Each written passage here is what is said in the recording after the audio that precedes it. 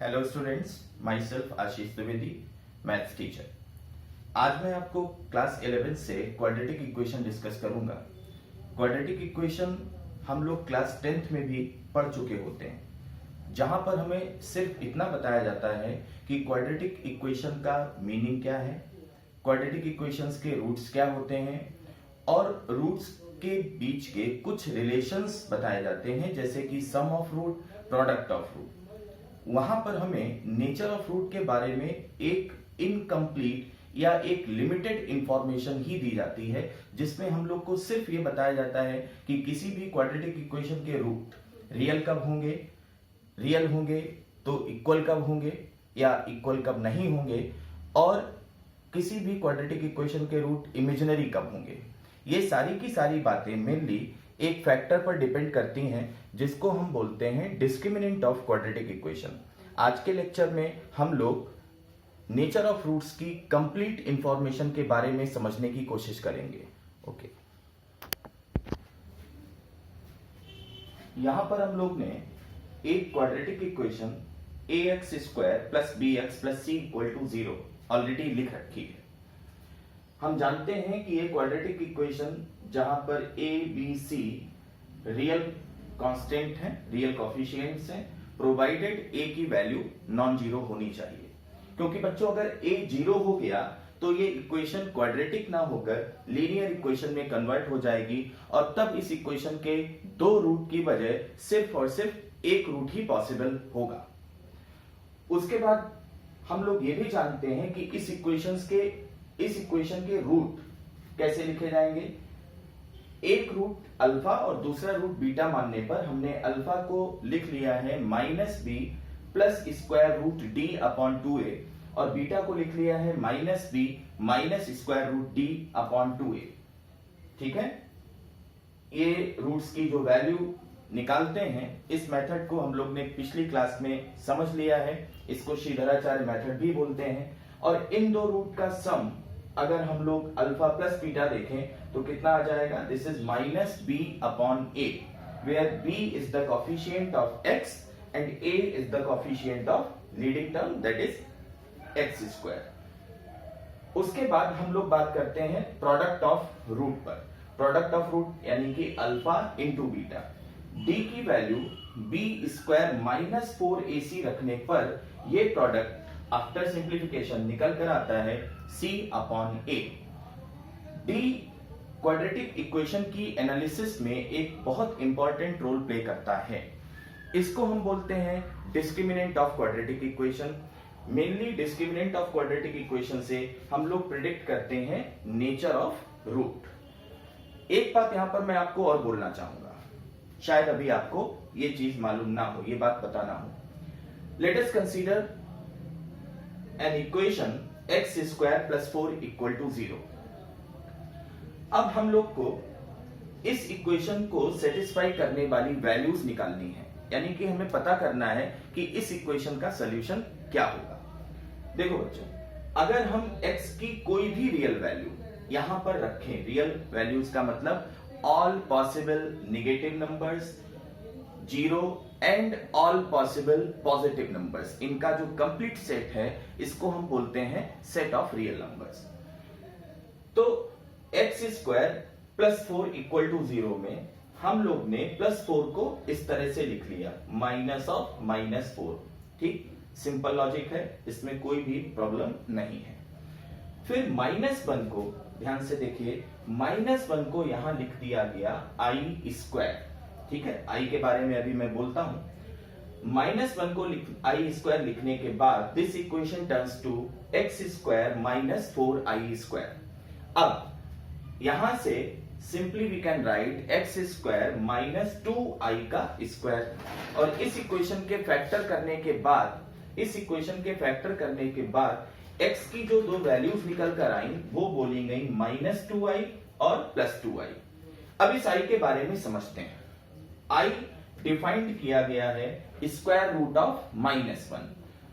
देखो, अभी तक की जितनी भी स्टडी थी 10th तक, उसमें हम लोग ने सिर्फ और सिर्फ रियल नंबर्स के बारे में बात की है। मैथमेटिक्स में अलग अलग तरह के रेफरेंस फ्रेम यूज किए जाते हैं जिनमें हम अलग अलग तरह के नंबर्स के बारे में बात करते हैं, अलग अलग तरह की कन्वेंशंस के बारे में बात करते हैं। तो रियल नंबर के सेट से थोड़ा सा आगे चलने पर या उसके ऊपर की एनालिसिस में हमको एक तरह के नंबर्स और चाहिए होते हैं, और उन नंबर्स को हम बोलते हैं कॉम्प्लेक्स नंबर्स। कॉम्प्लेक्स नंबर के बारे में मैं तुम्हें थोड़ा सा हिंट देता हूं। जैसे मैंने एक नंबर लिखा 4, ठीक। अब 4 प्योरली रियल नंबर है, ध्यान से समझिए। फिर दूसरा नंबर लिखा 4i।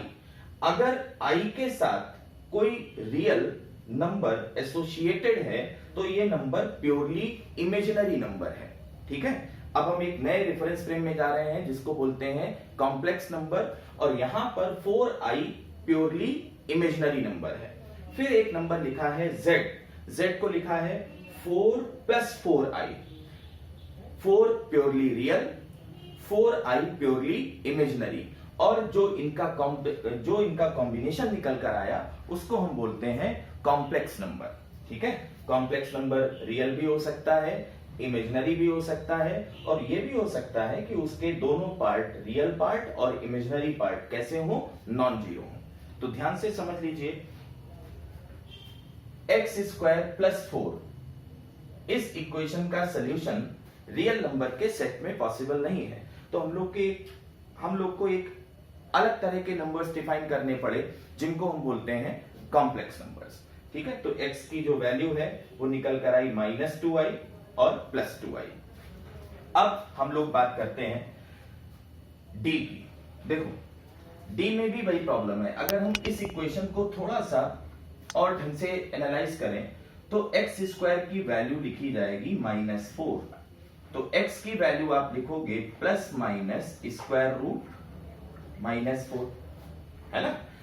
अब बताओ कि क्या कोई रियल नंबर ऐसा है जिसका स्क्वायर -4 होता हो? तो कोई भी रियल नंबर ऐसा नहीं है जिसका स्क्वायर निगेटिव होता हो। इसी बेसिस पर हमने ये क्लेम किया कि हम इस इक्वेशन का सॉल्यूशन रियल सेट पर नहीं ढूंढ सकते। कोई भी नंबर, चाहे वो निगेटिव नंबर हो, उसका स्क्वायर करोगे तो पॉजिटिव हो जाएगा, चाहे वो 0 हो, 0 का स्क्वायर 0 हो जाएगा, चाहे वो पॉजिटिव नंबर हो, पॉजिटिव नंबर का स्क्वायर पॉजिटिव हो जाएगा। कोई भी रियल नंबर ऐसा नहीं है जिसका स्क्वायर निगेटिव हो। तो रियल नंबर के सेट पर इस तरह की इक्वेशंस के सॉल्यूशन वैलिड नहीं है या फाइंड आउट नहीं किए जा सकते, ठीक है। तो ध्यान रखिए, अगर स्क्वायर रूट के अंदर निगेटिव क्वांटिटी आती है तो आंसर रियल ना होकर इमेजिनरी आएगा। जैसे कि यहां पर x की दो वैल्यूज निकल कर आई, -2i और +2i, ठीक है। अब इसके आगे हम लोग देखते हैं नेचर ऑफ रूट की कंप्लीट इंफॉर्मेशन या कंप्लीट एनालिसिस कैसे करी जाएगी। देखो समझो, पूरी की पूरी बात, क्योंकि हम लोग रूट्स के बारे में जान चुके हैं, रूट्स लिखे गए थे इस तरह से -b ± √d/2a। हमें मालूम है कि a, b, c रियल है और a नॉन जीरो है। तो पूरी की पूरी बात आकर ठहर गई इस d के नेचर पर। d अगर पॉजिटिव है तब तो ठीक है, आउटपुट हमेशा रियल होगा। d अगर 0 है तब कोई बात नहीं, ये एलिमिनेट हो जाएगा। लेकिन अगर d निगेटिव है तो जैसा अभी बताया गया कि निगेटिव नंबर अगर स्क्वायर रूट के अंदर है तो इसका आउटकम हमेशा कैसा आएगा, इमेजिनरी आएगा। भाई इसी इक्वेशन के सॉल्यूशंस ही तो हैं, x = -2i और x = +2i। इसको हम यूं भी तो लिख सकते थे ना, देखो एक ही बात है बेटा, ऐसे भी लिखा जा सकता था। This can be written as 2i का square. That's why we have two values of x ±2i, ठीक है। कॉम्प्लेक्स नंबर की एनालिसिस हम लोग अगले चैप्टर में करने वाले हैं। पहले हम लोग क्वाड्रेटिक इक्वेशन में नेचर ऑफ रूट को समझने की कोशिश कर रहे हैं। चलो अब इसको हटाते हैं यहां से।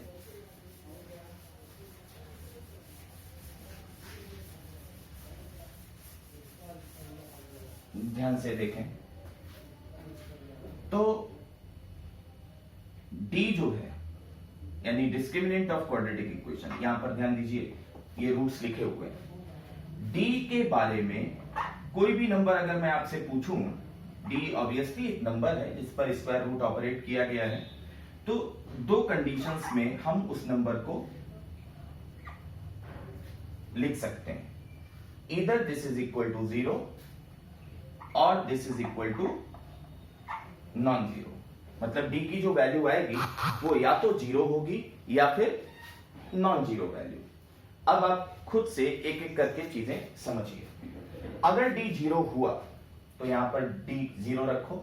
देखो x की दो वैल्यूज हैं, एक प्लस साइन लेने पर अलग अलग लिख सकते थे हम लोग। लिख देता हूं minus B plus square root D by 2a and second value will be minus B minus square root D by 2a। ठीक है, ध्यान से समझें। डी जब 0 रख दिया तो ये वैल्यू भी माइनस बी अपॉन 2a बन गई और दूसरी वैल्यू भी माइनस बी अपॉन 2a बन गई। यानी D equal to 0 implies the equation has real and equal roots. देखो इक्वेशन के रूट्स तो दो ही हुए लेकिन दोनों की वैल्यू सेम हो गई। बात समझ में आई? Equation has real and equal root. बात समझ में आ रही है ये? उसके बाद डी नॉन जीरो है। अब इसमें भी दो चीजें छुपी हुई हैं। डी नॉन जीरो है तो या तो डी की वैल्यू बेटा निगेटिव होगी या फिर डी की वैल्यू पॉजिटिव होगी। That is either D greater than zero और it is less than zero. We have two possibilities. If d is not equal to 0 then d less than 0 or d greater than 0. Now d less than 0, let us discuss about d less than 0. If d is less than 0 then we have negative sign, negative number within the square root, and if the negative number comes within the square root the output must be imaginary number. ठीक है, ये अभी हम लोग ने सीख लिया है कि अगर स्क्वायर रूट के अंदर नेगेटिव साइन आता है तो output must be imaginary number. तो if D comes out negative, देखते हैं इस बात को मैं यहां एक्सप्लेन कर रहा हूं, पहले आप समझिए। We have two roots minus B plus square root D upon 2a and minus B minus square root D upon 2a। ठीक, यहां पर मैंने अल्फा और बीटा की वैल्यूज ऑलरेडी लिख रखी हैं ताकि आपको इजीली ये चीजें क्लियर हो। देखिए मैंने क्या लिखा है, डी को मैंने नेगेटिव बनाए रखना है, डी को मुझे नेगेटिव बनाए रखना है तो डी की एक पर्टिकुलर वैल्यू मैंने असाइन कर रखी है, लेट डी इक्वल टू -4। आप और भी कोई नंबर लिखकर बात कर सकते थे, ये एक एग्जांपल है ताकि आप चीजें क्लियरली समझ पाए। अब अल्फा को दो पार्ट्स में डिवाइड कर दिया, माइनस बी अपॉन 2a और 2 times I upon 2a। Under root -4 कितना आएगा? 2i। ठीक, अब देखिए मैंने माइनस बी अपॉन 2a को p लिख दिया, एक आर्बिटरी कांस्टेंट असाइन कर दिया, एक आर्बिटरी पैरामीटर असाइन कर दिया, और 1 अपॉन a को q लिख दिया। ये 2 और 2 कैंसिल होने के बाद अल्फा का फॉर्म क्या आएगा, मैं इस पर फोकस कर रहा हूं। अल्फा का फॉर्म आएगा p प्लस आई टाइम्स q, जिसमें p जो है मैंने अभी अभी बताया, p जो है वो रियल पार्ट है। ठीक, और जिस नंबर के साथ i एसोसिएटेड है, i मल्टीप्लाइड है, वो इमेजिनरी पार्ट है। यानी alpha has 2 parts p and q। First part is real part and the number associated with I is known as imaginary part. तो अल्फा की value I p plus I Q form की। इसी condition में अगर मैं d को -4 रखता हूं तो दूसरा रूट p और q के फॉर्म में लिखने पर क्या आएगा? p minus I Q form. यानी यहां पर हमें पता चला कि अगर d निगेटिव है तो होगा क्या, ध्यान से समझें। दोनों रूट अल्फा और beta both roots are imaginary, क्योंकि उसका इमेजिनरी पार्ट नॉन जीरो है, कॉम्प्लेक्स भी बोल सकते थे, एंड इन द फॉर्म, किस फॉर्म में एग्जिस्ट करने वाले हैं, p plus minus I Q. तो इससे एक बात और पता चली, किसी भी क्वाड्रेटिक इक्वेशन का अगर एक रूट मालूम हो, जैसे if one root is 2 plus 3i, तो दूसरा रूट हम समझ पाएंगे 2 प्लस 3i का कॉम्प्लेक्स कॉन्जुगेट क्या होगा, 2 माइनस 3i। यानी अगर एक रूट 2 प्लस 3i है तो दूसरा रूट हो जाएगा 2 माइनस 3i। तो यहां से हमें पता चलता है कि किसी भी क्वाड्रेटिक इक्वेशन के कॉम्प्लेक्स रूट कॉन्जुगेट पेयर में एग्जिस्ट करते हैं। अगर एक रूट की value p plus I Q है तो दूसरा must be p minus I Q. ठीक है, अब उसके बाद d पॉजिटिव होने की बात करें, इफ d ग्रेटर देन 0, ध्यान से समझे इस बात को। डिस्क्रिमिनेंट जो है वो क्वाड्रेटिक इक्वेशन के रूट्स के नेचर को फाइंड आउट करने में हेल्पफुल क्वांटिटी है। तो डिस्क्रिमिनेंट की अलग अलग वैल्यूज पर रूट्स के नेचर भी डिफर करते जाएंगे। अभी तक हम लोग बात कर चुके हैं d इक्वल टू 0 और d लेस देन 0 की। अब हम लोग समझने वाले हैं कि रूट्स का नेचर क्या होगा इफ d ग्रेटर देन 0। देखिए, अगर d की वैल्यू ग्रेटर देन 0 है तब समझो ध्यान से, d की value greater than 0, suppose d हो गया +4, तो देखो क्या फर्क पड़ेगा, पहला रूट बन जाएगा minus B plus square root 4 upon 2a। तो यहां से i एलिमिनेट हो गया, यानी ये रूट हो गया इस तरह से, अल्फा की वैल्यू आ गई b प्लस 2 अपॉन 2a। ठीक, इसको भी हटा देते हैं, minus B plus 2 upon 2a। और बीटा की वैल्यू देखो क्या हो जाएगी, बीटा की वैल्यू हो जाएगी minus B minus square root 4 upon 2a। तो हमें क्या ये बात कंफर्म हो रही है कि इस केस में अल्फा और बीटा दोनों की वैल्यूज यहां पर अलग अलग निकल कर आई। हमको पहले से ही ये पता है कि इक्वेशन जब क्वाड्रेटिक इक्वेशन लिखी गई थी तो वहां पर a b c रियल थे और a की वैल्यू नॉन जीरो थी। तो अल्फा और बीटा बोथ आर डिस्टिंक्ट, यानी इस केस में हम लिखेंगे roots are real, roots real तो है ही, उसमें कोई डाउट नहीं। एंड साथ में एक इंफॉर्मेशन और, डिस्टिंक्ट। ठीक, चाहे तो यहां पर भी हम लिख दें कि a b c रियल है और a की वैल्यू नॉन जीरो है, पूरी कंप्लीट इंफॉर्मेशन यहां पर हम लोग दे सकते हैं। ठीक है, तो इतनी चीजें हम लोग 10th में पढ़कर आते हैं, जिनको आज मैंने ढंग से आपको एक्सप्लेन किया है। स्टेप वाइज आप एक एक करके समझ पाए हैं कि d इक्वल टू 0 पर क्या होगा, d लेस देन 0 पर क्या होगा, and if d greater than 0 then both roots are real and distinct. ठीक, साथ में मैंने जो कंडीशन लिखी है वो इसलिए लिख दी है ताकि कंफ्यूजन डेवलप ना हो, कंफ्यूजन क्रिएट ना हो, पूरी की पूरी बात यहां पर आपको मिल जाए। अब देखो, अगर d पॉजिटिव हुआ तो भी अलग अलग बातें हो सकती हैं। कैसे अलग बातें, जैसे d परफेक्ट स्क्वायर है या फिर d परफेक्ट स्क्वायर नहीं है। इन दोनों में अंतर यह आएगा कि पहले रिजल्ट में जो आउटपुट है, पहले रिजल्ट का जो आउटपुट है वो इंटीजर है, ठीक, या फिर हम कहें रेशनल है। ठीक है, अभी उसको और क्लासिफाई करेंगे। पहले हम लोग ये बात समझ लें कि अगर स्क्वायर रूट के अंदर की क्वांटिटी परफेक्ट स्क्वायर है तो आउटपुट हमेशा कैसा नंबर आएगा, रेशनल नंबर। रेशनल नंबर हम जानते हैं वो सारे नंबर जो p बाई क्यू के फॉर्म में लिखे जा सकते हैं, जहां पर q नॉन जीरो हो, उन नंबर्स को हम रेशनल नंबर कहते हैं। ठीक, अभी रेशनल इरेशनल के डिटेल में ना जाते हुए सिर्फ इतना जाने कि स्क्वायर रूट के अंदर की क्वांटिटी अगर परफेक्ट स्क्वायर है तो आउटपुट हमेशा कैसा होगा, रेशनल, और स्क्वायर रूट के अंदर की क्वांटिटी अगर परफेक्ट स्क्वायर नहीं है तो ये स्क्वायर रूट 3 ही पढ़ा जाएगा और इस नंबर को हम लोग क्या बोलते हैं, इर्रेशनल नंबर। तो अब इतनी इंफॉर्मेशन के बाद यहां पर कुछ और चीजें कनेक्ट की जा सकती हैं, समझें।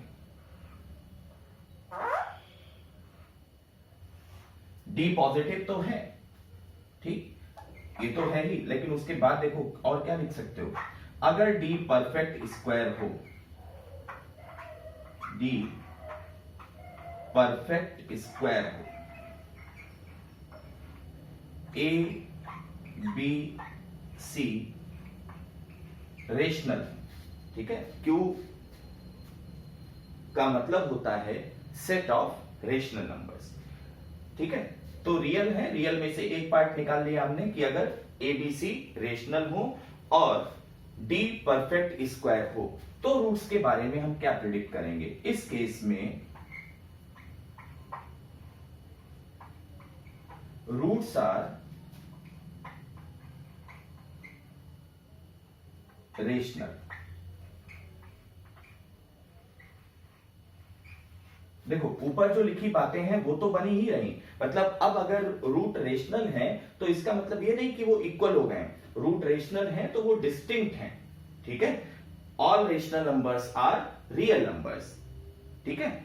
इसका कन्वर्स क्यों नहीं है, all rational numbers are real numbers, ये तो कह सकते हैं, लेकिन सारे रियल नंबर रेशनल होंगे ये जरूरी नहीं है, उसमें इर्रेशनल नंबर भी पार्टिसिपेट करते हैं। तो अगर डी परफेक्ट स्क्वायर है, ए बी सी रेशनल है, ए नॉन जीरो है, तो रूट्स कैसे कहे जाएंगे, दोनों रूट्स रेशनल होंगे और ऑब्वियसली डिस्टिंक्ट होंगे, चाहे तो आप यहां लिख भी सकते हैं roots are rational and distinct. Distinct का मतलब अनइक्वल रूट्स, ठीक है। तो डी परफेक्ट स्क्वायर के बाद इसमें ये बात और ऐड की जा सकती है। फिर इधर आते हैं, अगर डी परफेक्ट स्क्वायर ना हो, D is not perfect square, अगर डी परफेक्ट स्क्वायर नहीं है तो देखिए जैसे मैंने अभी बोला डी की वैल्यू √3 हो जाए तो देखो होगा क्या, बी भी रेशनल ए भी रेशनल, तो बी अपॉन ए कैसा हो गया, रेशनल। लेकिन यहां पर क्या हो जाएगा, √3 इर्रेशनल है तो √3 upon 2a this is irrational number. तो अगर डी परफेक्ट स्क्वायर नहीं है इस केस में रूट्स आर, ध्यान से समझ लें, इर्रेशनल एंड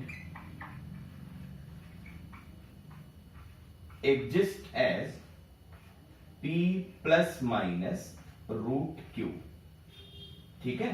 ध्यान से समझिए, p प्लस √q एक रूट होगा और p माइनस √q दूसरा रूट होगा। इस तरह के पेयर को हम लोग बोलेंगे irrational conjugate with respect to each other. बात समझ लीजिए, ठीक है। तो अगर डी परफेक्ट स्क्वायर है साथ ही साथ ए बी सी रेशनल है, हमारे पास ये कंडीशन निकल कर आई कि roots are rational and distinct, और डी परफेक्ट स्क्वायर नहीं है, ए बी सी यहां पर भी रेशनल है, ए बी सी रेशनल है, ठीक। तो आप समझ लीजिए कि रूट्स कैसे आएंगे, दोनों रूट इर्रेशनल होंगे, एक रूट अगर p प्लस √q के फॉर्म में है तो दूसरा रूट p माइनस √q के फॉर्म में रहेगा, ठीक। अब परफेक्ट स्क्वायर में एक बात और, एक पॉइंट और है इसमें, अगर d परफेक्ट स्क्वायर है उसको मैं अलग से लिखता हूं, देखो इसी के बाद कंटिन्यू करेंगे। अगर d परफेक्ट स्क्वायर है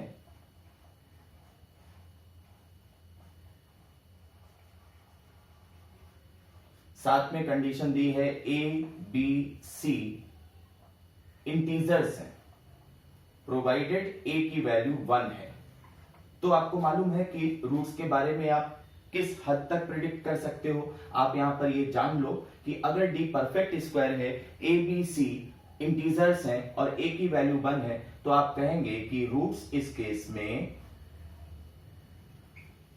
कैसे हैं, इंटीजर्स हैं। ठीक है, इस केस में रूट्स कैसे निकल आएंगे, इंटीजर्स निकल आएंगे। तो इस बात को आप ढंग से समझिए। ये पूरी की पूरी बात नेचर ऑफ रूट को लेकर, जिसमें मेन फैक्टर आता है डी। फिर से समझ लो, डी अगर 0 है तो roots are real and equal, D अगर लेस देन 0 है तो roots are imaginary and of the form p plus minus I cube. Root real होंगे और डिस्टिंक्ट होंगे अगर डी पॉजिटिव है।